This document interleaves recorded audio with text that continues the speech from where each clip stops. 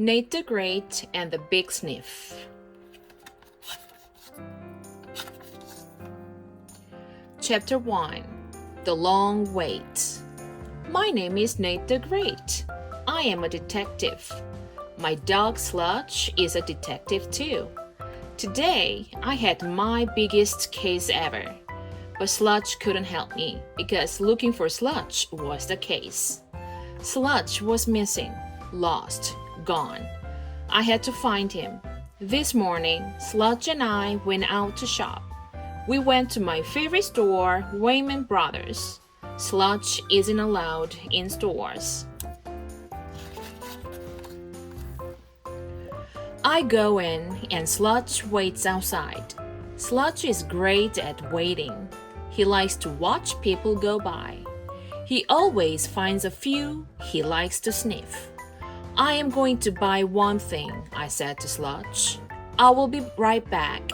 Sludge wagged his tail and sat down. I walked into the store. I was looking for a present for Sludge. I went straight to the pet department. I found a nice dog bowl and a long line of people. They were all waiting to buy things. I went to the end of the line. Then I, Nate the Great, counted. I was waiter number 21. I could grow old waiting in this line. The seasons could change. The world could change. Pancakes could disappear. And Sludge would still be waiting. I put down the bowl. I walked away. I went outside. Sludge was gone. Chapter 2. I looked for Sludge. I saw big puddles. The air smelled of rain. Sludge! I called. Woof! I heard dogs bark. I turned around. Annie and her dog Fang were standing there. Fang is big and scary. Today his teeth were wet and gleaming. Are you looking for Sludge? Annie asked. I saw him sitting out here. It started to rain. Sludge got wet and drippy and sloppy. He moved closer to the store. So where is he? I asked. Annie pointed. I rushed to the underwear department. No Sludge. Could it be hiding from that mean lady? But where could he hide? I saw a sign. Dressing rooms. I did not want to peek into those rooms. I did not want to look at underwear with anyone inside it. But I had to find Sludge. I went to the dressing rooms. Sludge! I called. Somebody peeked out from a dressing room. Somebody who looked strange. Very strange. It was Rosamond. She was wearing a nightshirt that had meow printed across the front. It was much too small for her. I'm shopping, she said. This is for my cat, Big Hex. I buy all my cat's clothes here. Have you seen Sludge? I asked. Yes, she said. I saw him run in and out of this department. I don't blame him. There's not a thing here for dogs. Thank you for that information, I said. I left. Where could Sludge have gone? Chapter 4. Lost, my best friend. I needed clues. I needed pancakes. I always eat pancakes when I can't solve a case. They help me think. I knew there was a cafeteria at the back of the store. They served great pancakes, but I did not want to go there. I was not hungry. I was sad. I was thinking about Sludge. How I had first met him in a field. How he had become my dog and my best friend, and now he was lost. I went to a payphone. I called home. The answering machine came on. I left a message for my mother. Dear Mother, I am on my biggest case. Sludge is lost. I'll be back. I hope Sludge will be too. Love, Nate the Great. I hung up. Where should I look next? In this big store? Who would know where Sludge might be? Of course, I, Nate the Great, rushed to the lost and found department. Chapter 5. On the Run. I saw somebody I knew. It was not Sludge, it was Cloud. Cloud spends a big part of his life in Lost and Found. The lost part. Cloud is always losing things. I went up to him.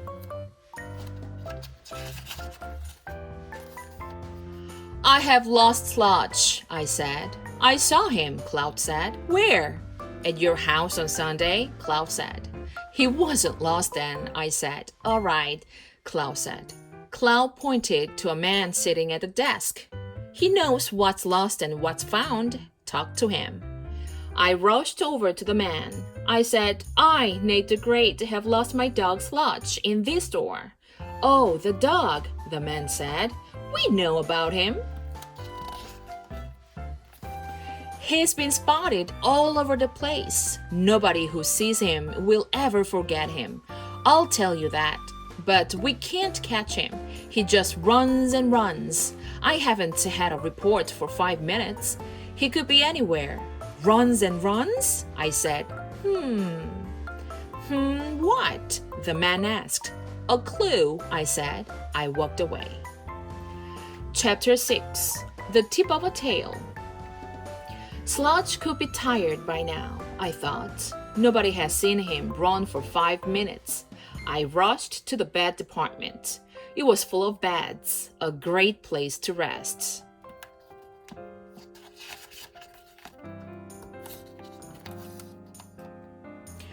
I looked on the beds and under them. I looked for dog hairs and paw prints and a dog. Suddenly, I saw what looked like the tip of a tail.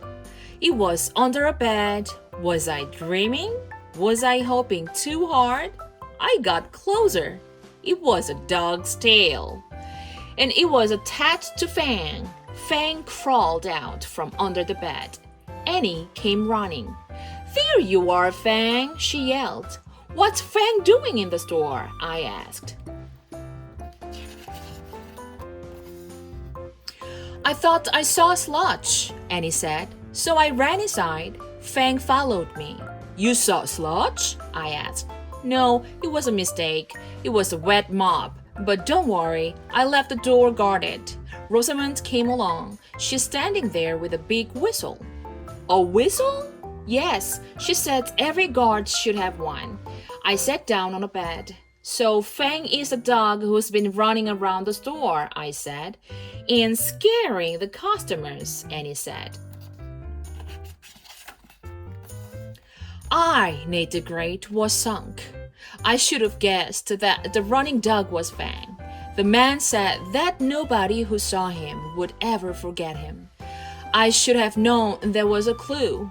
The kind of clue I did not want to hear. Chapter 7. Think Like a Dog. Annie and Fang left. I, Nate the Great, lay down on the bed. I was tired. I had used my feet too much.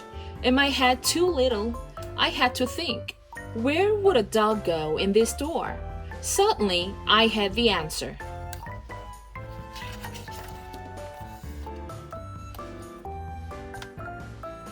Kibbles, leashes, bowls, dog houses, bones. Where the good stuff was. I rushed back to the pet department. I counted 11 people still in line, but Sludge wasn't one of them. I went to the dog food, no Sludge. I went to the dog toys, no Sludge. I went to the dog houses. Maybe Sludge would be asleep inside. I looked in every one of them, no Sludge. Maybe Sludge had been here and left. I walked up to the head of the line. Excuse me, I said to the man behind the counter. I am in a hurry. I am on a big case. I am looking for a wet dog, a sleepy, sloppy dog.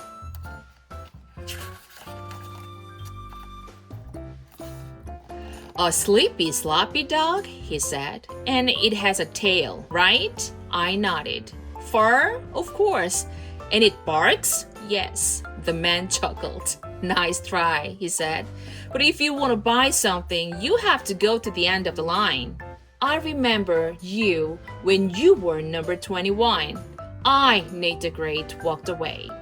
I sat down on a dog mat. This was my most important case, and I could not solve it. Sludge always helped me with my cases. But now he was the case. He could not help me, or could he? Sludge was a great detective.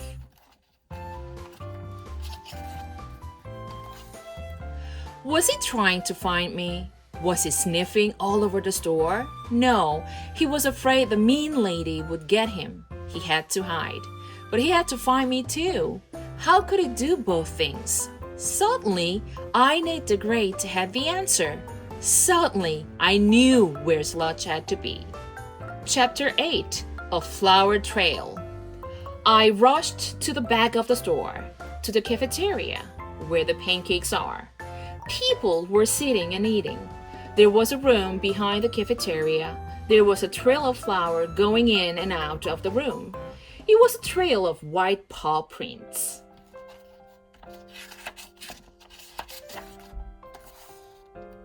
The door of the room was part way open. I looked around. No one was watching me. I crept into the room. It was a storeroom. There were boxes and cans and jars and sacks. Sitting on a torn sack of flour was Sludge. He was sniffing. He rushed toward me. He gave me a big sniff. Then he wagged his tail and licked me all over. Sludge, you are a great detective, I said. You knew I had a case to solve.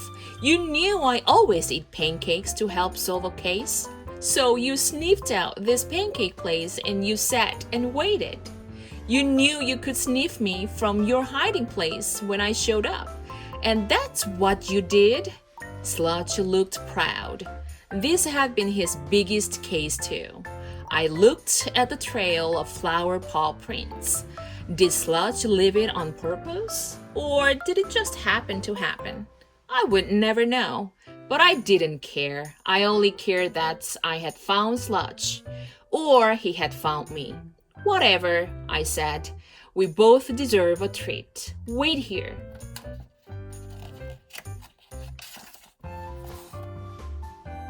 I went back to the cafeteria. 5 pancakes to go, I said, and a bone.